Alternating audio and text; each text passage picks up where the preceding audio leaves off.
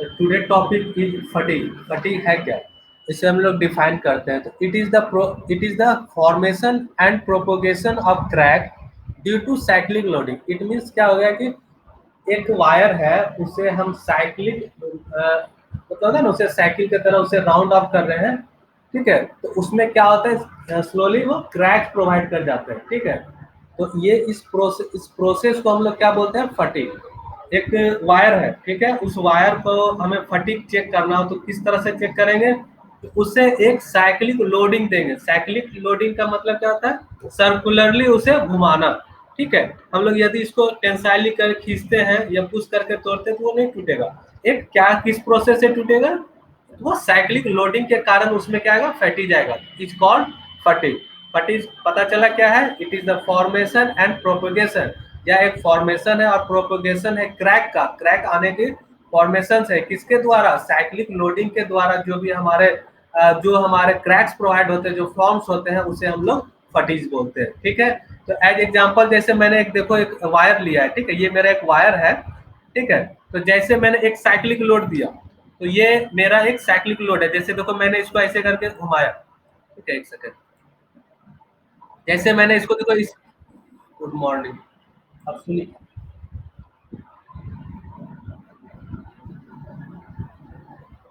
Okay okay,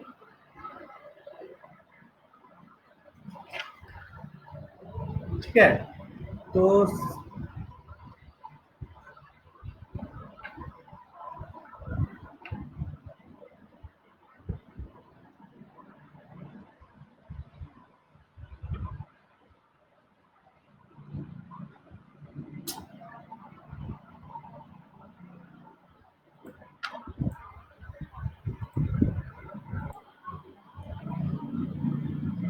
फिर से हम देख लेते हैं, ठीक है।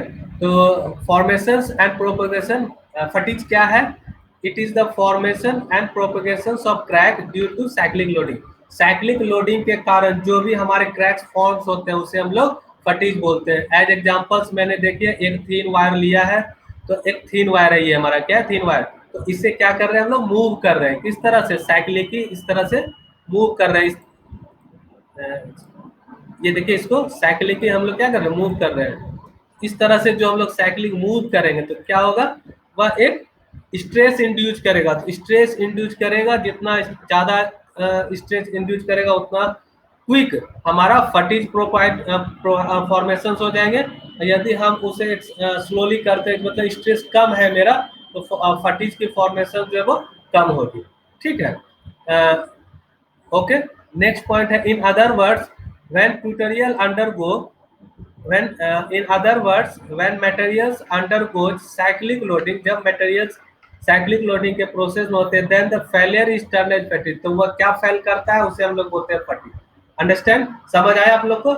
जब कोई भी मटेरियल्स सर्कुलरली साइक्लिक लोडिंग के द्वारा यदि उसमें क्रैक्स प्रोवाइड कर जाता है तो उसे हम लोग फटीग बोलते हैं। ओके, समझ आ गया। नेक्स्ट है, toughness property exceed then the fractures occurs. Toughness property को वह एक्सीड करता है तब फ्रैक्चर्स अकर्स होता है। टफनेस क्या होता है, एक ऐसा मटेरियल, क्या बताओ, जो सर्टेन लोड को रिजिस्ट कर सके, उसे हम लोग टफनेस बोलते हैं। तो ये क्या बोल रहा है कि टफनेस प्रॉपर्टी एक्सीड्स कर जाए, जब ज्यादा हो जाता है, देन द फ्रैक्चर्स अकर्स होते हैं, फॉर्मेशन फ्रैक्चर्स के अकर्स होते हैं, ठीक है। Number of load cyclic required number of load cyclic required to initiate the surface work is called fatigue initial cycle। क्या होता है कि जो नंबर ऑफ साइकिलिंग जो हम लोग इसको रिक्वायर्ड होता है किसी भी मटेरियल्स को सरफेस के घुमाते हैं, तो जो उसमें क्या होता है कि फटीग जो है इनिशियल लाइफ होता है, उसके इनिशियली अकर्स होते हैं, ठीक है। तो आपको खुद दिख जाएगा कि इनिशियल उसका क्या है, कितना क्रैक्स प्रोवाइड हो रहे हैं। ओके, फोर्थ पॉइंट है, additional number of load cyclic required to propagate surface crack and fatigue proportions like. तो एडिशनल नंबर ऑफ लोड जो है, जो यदि हम ज्यादा लोड प्रोवाइड करते हैं एक साइक्लिक मूवमेंट के द्वारा, तो वह प्रोपोगेट करता है सरफेस क्रैक को और फैटिज प्रोपोर्शंस लाइक, उसके जो फैटिज के प्रोपोर्शंस होते हैं वो अकर्स करते हैं। Okay,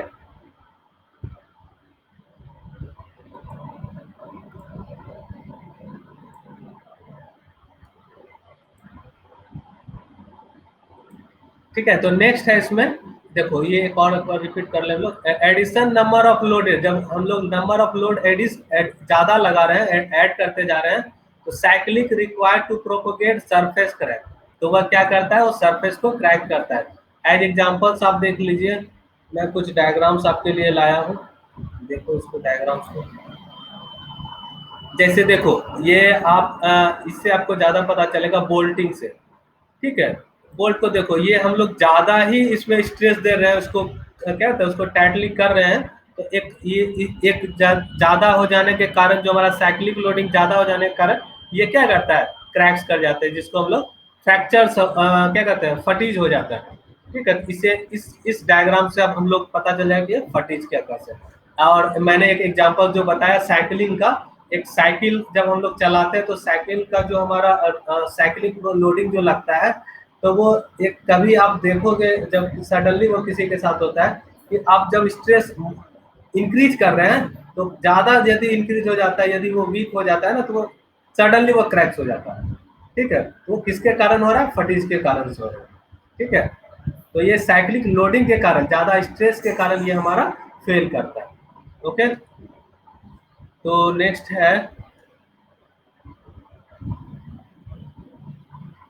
prevention of फटीज। तो हम लोग प्रिवेंट कैसे करते हैं फटीज को, देखो stress less than equal to endurance limit. ठीक है, तो ये इंड्योरेंस लिमिट होता क्या है, उसके लिए हम लोग एसन कर्व पहले देख लेते हैं। ठीक है, एसन कर्व से आपको पता चलेगा what is essence curve. Essence curve क्या है हमारा, stress number of cyclic curve, ये क्या है हमारा स्ट्रेस, एस इक्वल टू क्या है स्ट्रेस, एन क्या है हमारा नंबर ऑफ साइकिल्स, ये देखो एस एन कर्व्स। ठीक है, तो एस एन कर्व्स आपको पता चल गया। हम लोग एक मान लेते हैं कि हमने एक कोई भी मटेरियल्स है, तो हमने स्ट्रेस हमारा 10 पॉइंट पे गया है, मान लेते हैं कि यहाँ से मेरा स्ट्रेस यहाँ गया। ठीक है, और नंबर ऑफ साइकिलिंग जो है थोड़ा ज्यादा देर तक कर रहे हैं, साइकिलिंग क्या कर रहे हैं इसमें, थोड़ा नंबर ऑफ साइकिलिंग जो है हमारा थोड़ा लॉन्ग टर्म्स के लिए करें, जब मेरा स्ट्रेस कम है बट नंबर ऑफ साइकिल्स जो है रोटेशन जो है हमारा वो ज्यादा है। ठीक है, सेकंड हमने क्या किया कि थोड़ा स्ट्रेस इंड्यूस कर दिया, तो नंबर ऑफ साइकिलिंग जो है हमारा थोड़ा सा लेस हो गया, इस पॉइंट पे वो क्या कहता है क्रैक्स फॉर्मेशन हो जाएंगे। इफ अदर, फिर हम किसी पॉइंट पे जाते हैं और देखो दूसरे पॉइंट पे नंबर ऑफ साइकिलिंग जो साइकिल से वो हम लोग क्या होता है रिड्यूस हो गया, तो उसके प्रोपेगेशन जो होता है वो अलग हो जाएंगे। ठीक है, फिर एक सर्टेन फिर अलग लिए कि थोड़ा इंक्रीज और स्ट्रेस इंक्रीज कर दिया, इस पॉइंट पे इंक्रीज कर दिए, तो जो हमारा क्रैक नंबर ऑफ साइकिल्स जो है वो कम हो गया, तो इस पॉइंट पे हमारा क्रैक्स फॉर्मेशन होगा। तो इसी सभी पॉइंट्स को आप डिफरेंट पॉइंट पे जोड़ दोगे, तो इसी कर्व सबको ऐड कर देंगे, तो इस कर्व को हम मेरा क्या नाम कहलाएगा, एसन कर्व। ठीक है, तो ये क्या कहलाएगा stress number of cycling curve. तो इंड्योरेंस लिमिट इसमें क्या बोले जा रहे हैं कि एक stress below which material has high probability, material की जो है प्रोबेबिलिटी हाई है, and no failure even and infinite number of load cycles, वह फेल नहीं करेगा जब number of load cycles infinite ही क्यों ना हो। ठीक है, एक ऐसा मटेरियल भी हो जाता है जिसके कारण स्ट्रेस एकदम नेग्लिजिबल है, मतलब बहुत कम लगा रहे हैं, बट उसको रोटेट करते जा रहे हैं, तो बट वह क्या होता है, वो फेल नहीं हो पाता है, मतलब वो इंड्योरेंस क्या कहते हैं क्रैक फॉर्मेशन नहीं हो पाता है, तो उसे हम लोग कर रहे हैं इंड्योरेंस लिमिट। पता चला इंड्योरेंस लिमिट क्या होता है, अंडरस्टैंड, समझ गए, तो समझ आया इंड्योरेंस लिमिट। तो इसी डायग्राम को हम लोग बोलते हैं एसन कर्व। आपके एग्जाम में सेमेस्टर एग्जाम में एसन कर्व आ सकता है, तो इसको पता होना चाहिए। और एस एन कर्व का मतलब कोई पूछ देता है आपको भाइवा में, क्योंकि मटेरियल टेस्टिंग जो है हमारा वो एक प्रैक्टिकल भी है हमारा। ठीक है, तो ये प्रैक्टिकल पूछ दे एसन कर्व किसको बोला जाता है, तो एसन कर्व आपको बताना होगा क्या किसे बोलते हैं। और एसन का मतलब होता है stress number of cycle, stress जो हमारा इंक्रीज करेगा तो नंबर ऑफ साइकिल रिड्यूस हो जाएगा, यदि स्ट्रेस हमारा इंक्रीज करेगा तो नंबर ऑफ साइकिल रिड्यूस हो जाएगा, एंड नंबर ऑफ स्ट्रेस यदि इंक्रीज डिक्रीज करता है तो नंबर ऑफ साइकिल क्या करेगा इंक्रीज करेगा। तो वह क्या होगा कि यदि स्ट्रेस हमारा नेग्लिजिबल है, थोड़ा सा दे रहे हैं, बट इंड्योरेंस लिमिट पे हमारा वो प्रोपोगेट नहीं कर रहा है, इट मीन क्रैक फॉर्मेशन नहीं हो रहे, तो this is called S N curve. ठीक है, एंड एंड्योरेंस लिमिट की डिफिनेशन हम लोग फिर से देख लेते हैं। What is endurance limit? Stress below which material has high probability of no failure even at infinite number of load cycle. Stress जो होता है वह बिलो होता है किसके? मटेरियल के, at high probability of number of failure, जो failures की जो प्रोबेबिलिटी है उससे बहुत ज्यादा बिलो होती है, even at infinite number of load cycle, चाहे वो हम लोग infinite number of cycling load क्यों ना लगा ले, वो फेल नहीं होता है। This is called endurance limit. Okay, तो नेक्स्ट है हमारा कॉन्सेप्ट ऑफ फैटिज ऑफ मटेरियल। तो कॉन्सेप्ट क्या है हमारा फैटिज ऑफ मटेरियल, सब देख लो। जैसे मैंने ये आपको डायग्राम्स दिखाया था, इसमें कुछ कुछ है पॉइंट्स, हम लोग देख लेते हैं।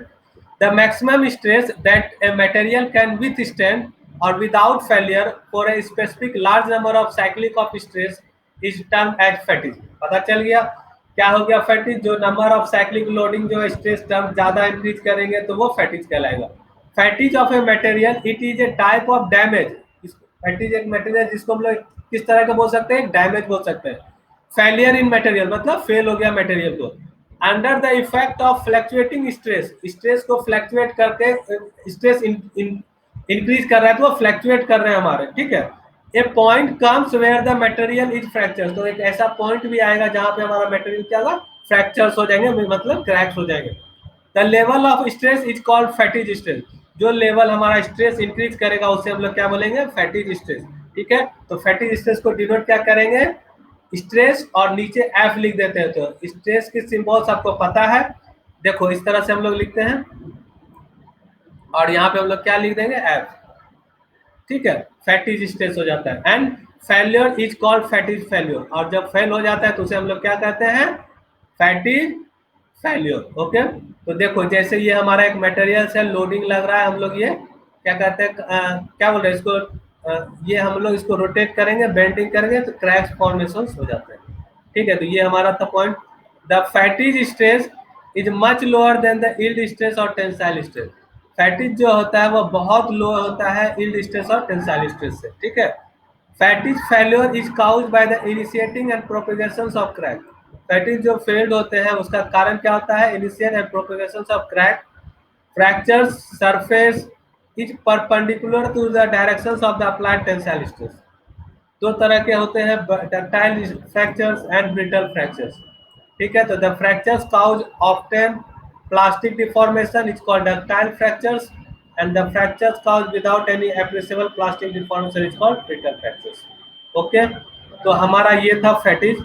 तो फैटिज के कुछ डायग्राम्स हैं, आपको मैं दिखा देता हूँ। ये जोन है हमारा,